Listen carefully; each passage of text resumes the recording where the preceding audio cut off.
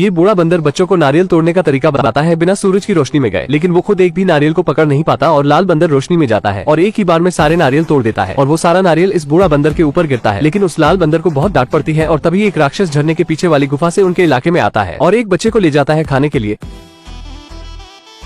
लाल बंदर की वजह से एक माँ के लाल को एक राक्षस उठा ले जाता है, जिससे सभी उसे नारियल से मारने लगते हैं, लेकिन उसकी क्रोध से भरी लाल आंखों को देखकर वो सभी डर जाते हैं। अब छोटा बंदर उस राक्षस से लड़ने की तैयारी करता है। छोटा बंदर एक पत्थर को जोड़कर उसी के जैसे एक राक्षस बनाता है जो बंदर के बच्चे को ले गया था, फिर उससे लड़ने की तैयारी करता है, वो भी ऐसे।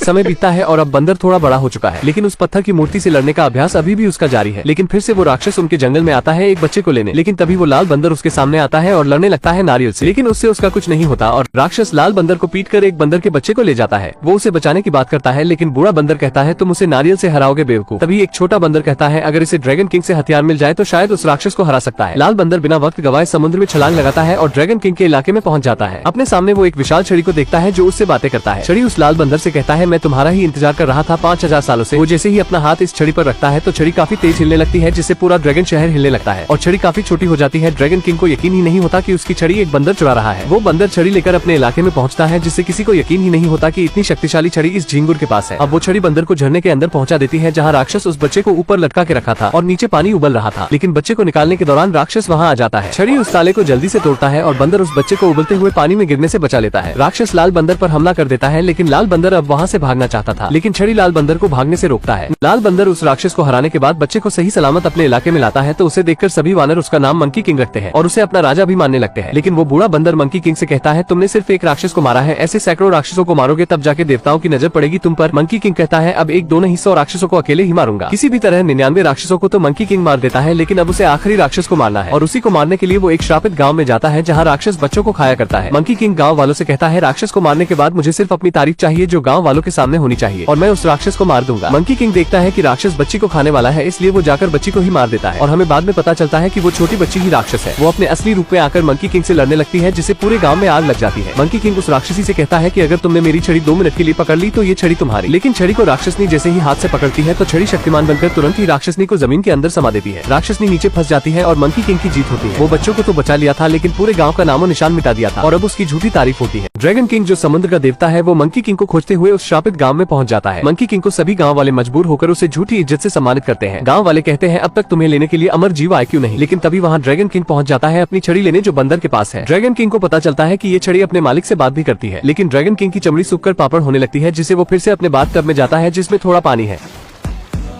ड्रैगन किंग वापस आकर उसे बताता है कि तुम कभी अमर नहीं हो सकते क्योंकि अमर जीवों का नरक के लिस्ट में नाम नहीं होता। लेकिन ड्रैगन किंग के लप्पू झप्पू मंकी किंग की छड़ी को चुरा लेते हैं। किसी भी तरह मंकी किंग उन समुद्री कीड़ों से अपनी छड़ी को बचा लेता है और नरक लोक जाने की बात करता है ताकि मृत्यु की लिस्ट से अपना नाम मिटा सके। लेकिन श्रापित गाँव की एक लड़की उसके साथ मृत्यु लोक जाने की बात करती है, पर मंकी किंग उसे मना कर देता है। लेकिन छड़ी मंकी किंग से कहता है हमें वहाँ एक पढ़े लिखे आदमी की जरूरत पड़ सकती है, जिससे मंकी किंग उसे अपने साथ ले जाने के लिए मान जाता है। वो दोनों नरक लोक जाने के लिए कब्रिस्तान तक पहुँच जाते हैं और देखते हैं कि किसी की आत्मा एक पानी के भरे कुआं में जाती है। लड़की कहती है हम नीचे कैसे जाएंगे। मंकी किंग कहता है ये छड़ी एक VIP पास की तरह है जो हमें किसी भी दुनिया के कोने तक पहुंचा सकती है और मुर्दों के दुनिया में भी। अब वो दोनों अपने चेहरे पे राख लगाकर नीचे पहुंच जाते हैं, जहां अनगिनत आत्माएं लाइन लगाकर खड़ी थी, जिनका फैसला वहां का फरिश्ता करता है जिसका नाम यामा है। मंकी किंग बिना लाइन में लगे आगे बढ़ता है, वो भी ऐसे।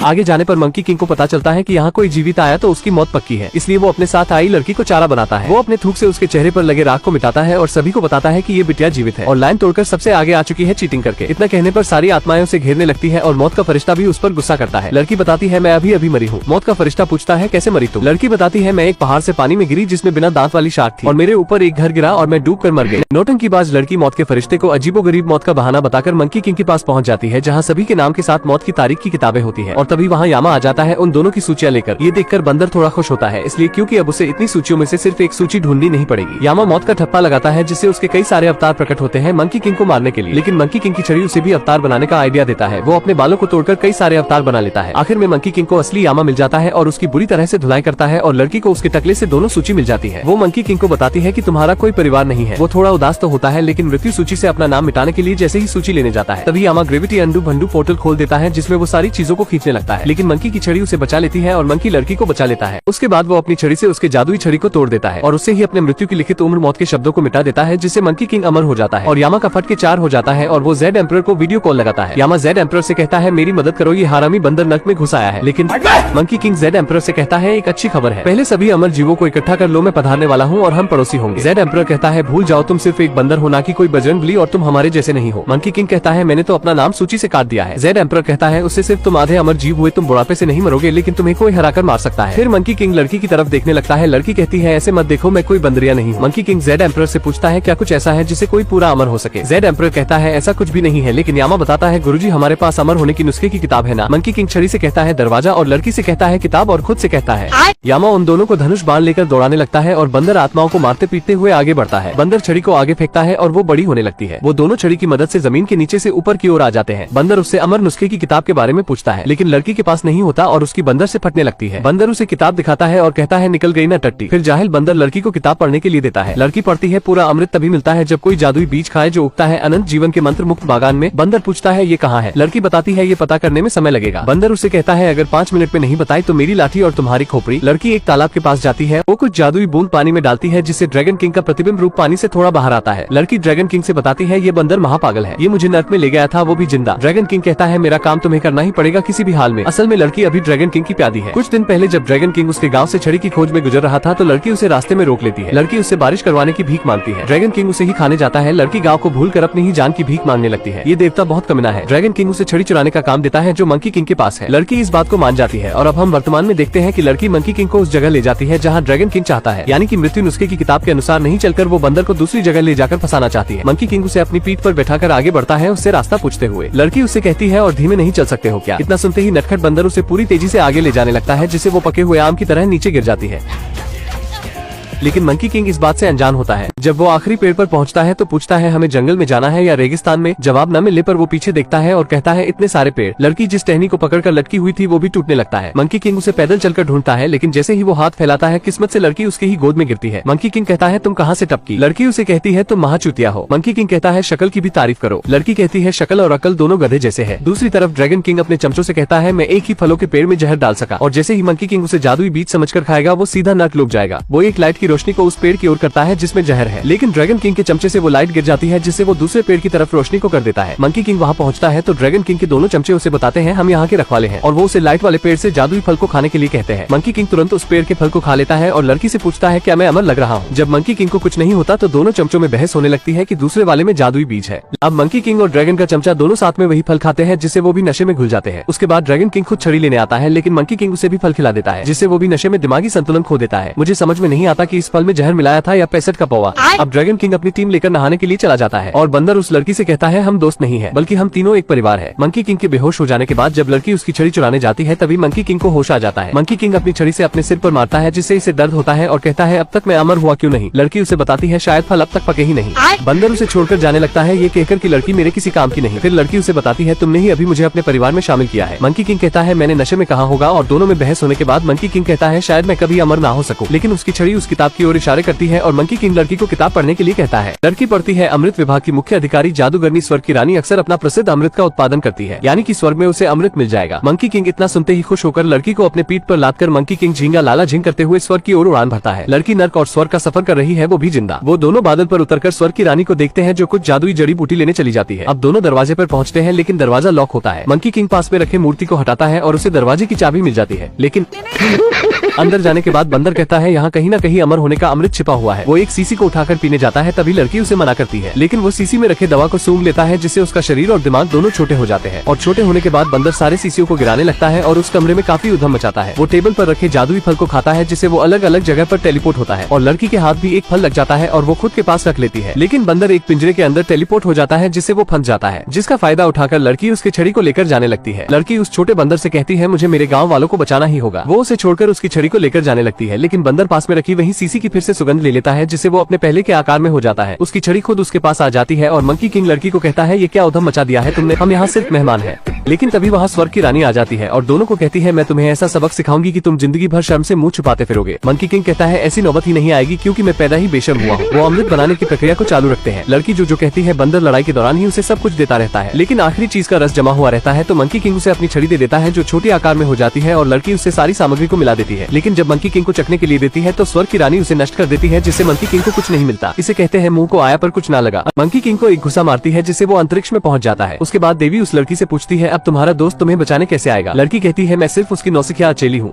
लड़की उस देवी को बताती है मुझे उसकी छड़ी चाहिए थी ताकि मैं अपने गाँव को सूखने से बचा सकूं। देवी उस लड़की से कहती है छड़ी लो और जाओ, ज़ेड एम्परर तुम्हें नीचे तक छोड़ देंगे। लेकिन जाने से पहले लड़की उस देवी से पूछती है उसके साथ क्या करोगे। देवी कहती है उसे तुम्हारी कोई फिक्र नहीं। जब ग्रेविटी की वजह से मंकी किंग नीचे आता है तब उसकी छड़ी वहाँ नहीं होती। देवी उसे अपनी शक्तियों से मारने लगती है जिससे उसका शरीर सुन्न हो जाता है। वो बिल्कुल अधमरा हो जाता है क्योंकि उसकी लड़ाई एक देवी से हुई है। और वैसे आपने तो सुना ही होगा कि एक नारी सब पे भारी। लेकिन लड़की के दिल में फिर से रहम आता है और वो लौटकर उसके पास पहुंच जाती है और उसकी छड़ी लंबी होकर उसके मुंह में अमृत पहुंचा देती है, क्योंकि जिस छड़ी से मृत्युंजय को मिक्स करके मिलाया गया वो उसकी ही छड़ी थी, जिससे मंकी किंग पूरी तरह से अमर हो जाता है। और जब देवी जी अपनी शक्तियों से उस पर हमला करती है तो वो और भी शक्तिशाली होता जाता है। देवी समझ जाती है कि इससे लड़ना ठीक नहीं। लड़की मंकी किंग को देवी जी से लड़ने से मना करती है, लेकिन वो किसी की नहीं सुनता। इसलिए लड़की अपने पास में रखे वही टेलीपोर्ट होने वाले फल को खाती है जिससे वो नीचे गिरने लगती है और बंदर अपनी लड़ाई रोककर उस लड़की को सही समय पर बचा लेता है। लड़की कहती है तुमने मेरी परवाह की, यानी कि हम एक परिवार है। मंकी किंग फिर से मना करता है कि मेरा कोई नहीं है। मंकी किंग कहता है तुमने ऐसा क्यों किया, मैं उस देवी को हराने वाला था और सभी देवताओं को हराकर मैं सारे जहां में राज करता, लेकिन फिर भी मैं कभी सुकून से नहीं बैठता। वो लड़की से कहता है मैं ये सब तुम्हें क्यों बता रहा हूँ। फिर लड़की उससे कहती है तुम अच्छाई के रास्ते पर भी चल सकते हो, जैसे किसी की मदद करके। अब लड़की मंकी किंग को चेतावनी देती है कि तुम अमर हो गए हो तो पानी में कितनी देर तक सांस रोक सकते हो। बंदर कहता है 2 या 3 साल तक। इतना कहने के बाद वो पानी में छलांग लगा देता है, लेकिन अपनी छड़ी को ऊपर में ही छोड़ देता है, जिससे लड़की को उसे ड्रैगन किंग को देने का बहाना मिल जाता है। वो जादुई सीसी के जरिए ड्रैगन किंग तक बात पहुंचा देती है और उसके चमचे उसकी छड़ी लेकर चले जाते हैं। लड़की मंकी किंग को बाहर निकालने के लिए उस पर कंकड़ फेंकती है, जिससे मंकी किंग पानी से बाहर आता है, लेकिन वो अपनी छड़ी को गायब पाता है। लड़की कहती है मैं मजबूर थी, मुझे मेरे गाँव को सूखने से बचाना था, इसलिए मैंने तुम्हारी छड़ी ड्रैगन किंग को दे दी।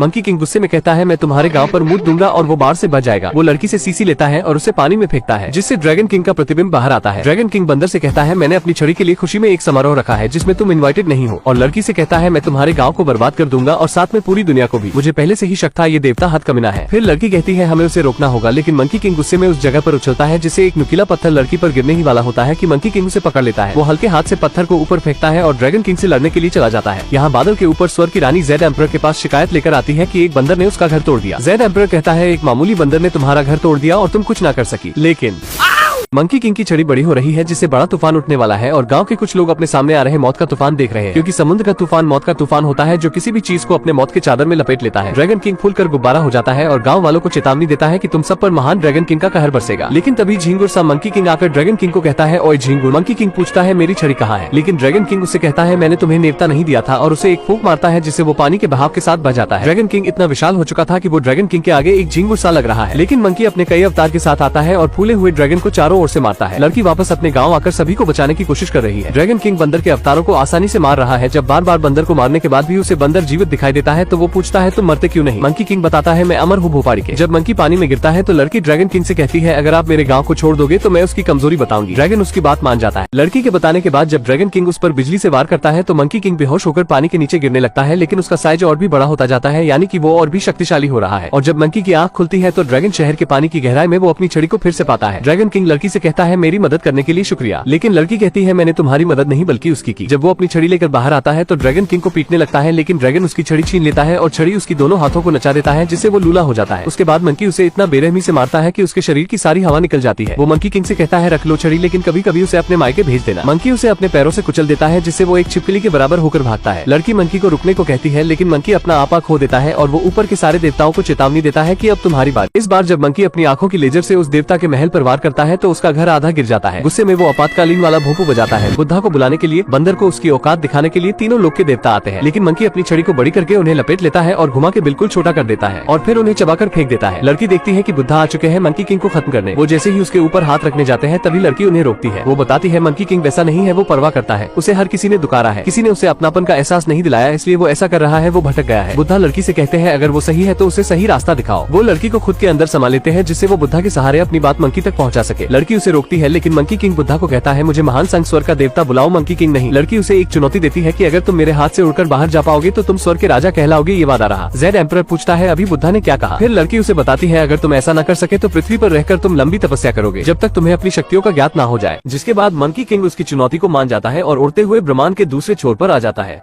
और बुद्धा से कहता है कि देखो मैं तुम्हारे हाथ से बाहर निकल आया हूँ। लेकिन वो उसकी भूल थी, क्योंकि वो तो बस बुद्धा की उंगली तक ही पहुंच पाया था। मंकी किंग बुद्धा के हाथ से निकलने की लाख कोशिश करता है, लेकिन वो निकल नहीं पाता। जिसके बाद बुद्धा उसे एक पहाड़ी में कैद कर देते हैं और उससे कहते हैं कि तुम्हें अपने मन को शांत करने के लिए एक लंबी तपस्या करनी होगी ताकि तुम अपनी शक्तियों का सही इस्तेमाल कर सको।